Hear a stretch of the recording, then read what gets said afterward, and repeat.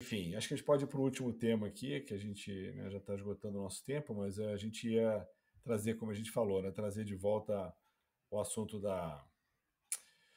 do Enem chinês, né, que é chamado de Gaokao, que é super interessante. E a Amanda trouxe um artigo direto de uma fonte, né, que, vamos dizer, estudou, não é um site educacional, né, é um site sobre internet, sobre tecnologia, falando disso. Então, conta pra gente aí rapidinho, Amanda. Você já deu uma palhinha no começo, mas fala um pouquinho mais. Eu já dei uns spoilers logo no começo, É, já mas, deu spoiler, exatamente.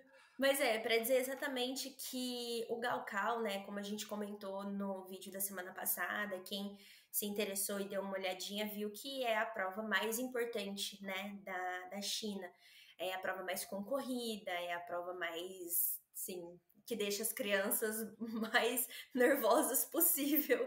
Então, como tem essa grande relevância no meio educacional chinês, né, que como a gente havia comentado, é um pouquinho diferente do nosso Enem, do nosso vestibular, que deixa você ir fazendo pro resto da sua vida, né? O Gaokao, ele tem um pouquinho mais de limitação nesse ponto. Então, pela relevância que já existem leis anti-barulho, leis que controlam o trânsito de carros no dia do Gaokao, exatamente pela pressão que o governo já sabe que as crianças e adolescentes, né, não vou dizer sofrem, mas a pressão que eles sentem em relação à prova, foram necessárias maiores intervenções em relação à segurança da prova. Né? Então, formas de evitar fraudes, evitar colas, evitar aí tentativas de acesso, vamos dizer, um acesso entre aspas ilegal à prova, né?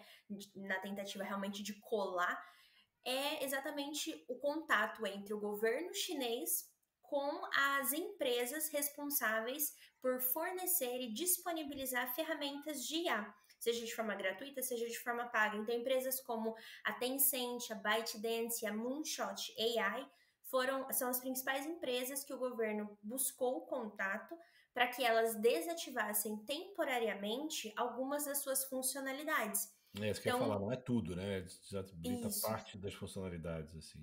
Exatamente, funcionalidades que poderiam ser usadas de forma errônea pelos alunos ou por, né, de qualquer forma durante a prova. Então, todas as funcionalidades que poderiam prejudicar a eficiência do Gaokao no ano de 2025, né? Então, a ideia realmente é de que a IA, a tecnologia em si, mas a IA principalmente, tem que servir como apoio.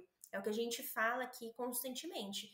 A IA é uma ferramenta, ela não pode comprometer em momento algum integridade acadêmica, nível de aprendizagem do aluno, não é algo que tem que ser colocado no lugar nem do professor nem do aluno, né, nessa questão de ensino-aprendizagem.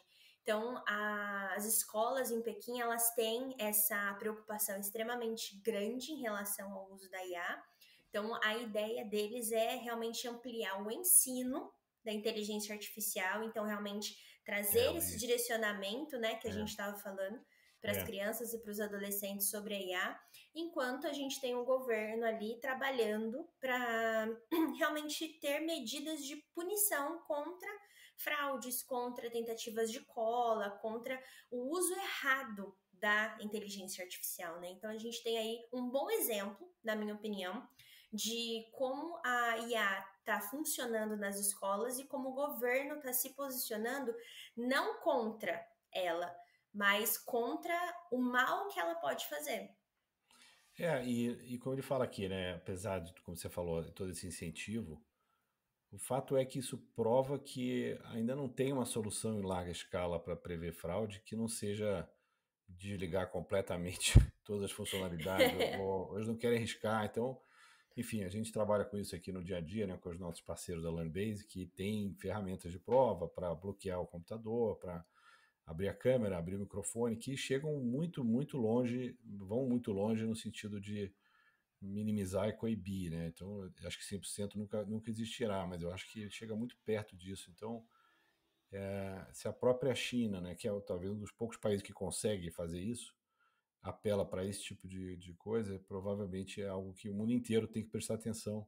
Eu acho que no fim do dia essa é digamos, a lição final aqui desse tema, que é a China fazer isso é uma demonstração de que é algo que todo mundo deveria pensar, se preocupar e tentar melhorar, né? Já que essa opção que eles usaram não está disponível para nós. Exatamente, usar sempre os casos de outros países, né? No caso a China, sempre foi pioneira nessa questão de tecnologia. A China, a Índia, né? A Ásia é muito forte nesse ponto. Então, realmente observar como eles estão fazendo, os Estados Unidos em alguns pontos de política, de economia, como que eles estão agindo nesse quesito também. Então, o que a gente pode extrair de melhor dos outros países que eles já fizeram, cometeram alguns erros, voltaram atrás. Então, no que a gente pode aprender e se beneficiar, né, enquanto Brasil em si, né, nessa parte de educação e de tecnologia, sempre olhar para eles como modelos a serem seguidos ou erros a não serem cometidos, né? É, exatamente.